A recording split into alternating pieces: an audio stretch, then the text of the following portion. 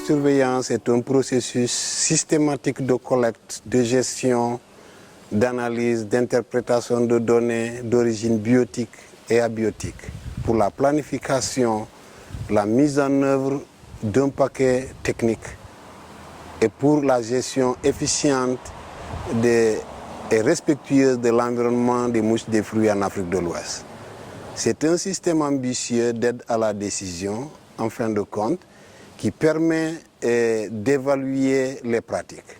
Le système s'appuie sur des efforts coordonnés par une structure au niveau régional de surveillance, tant au niveau régional que national, dans l'ensemble des pays membres du projet.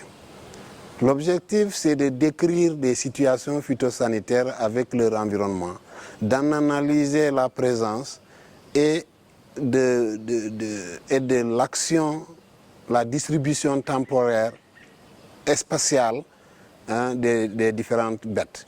C'est ainsi de détecter les phénomènes aigus des ravageurs pathogènes émergents nécessitant une action rapide.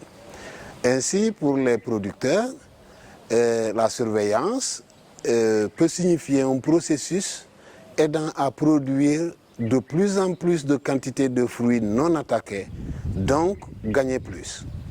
Au niveau des structures régaliennes de gestion des ennemis, comme les structures nationales de protection des végétaux, la surveillance pourrait signifier de réduire, voire minimiser les risques d'interception pour le label national aux frontières des pays d'exportation. Le système est un outil qui permet de gérer à deux niveaux. Un niveau régional qui est à 50% des actions et un autre niveau national où le pays est responsable de 50% des actions de collecte. Le système de collecte de données est constitué par un réseau de vergers régional qui considère les bassins et qui efface les frontières et le système national, quant à eux, considèrent les zones de production in situ dans leur propre pays.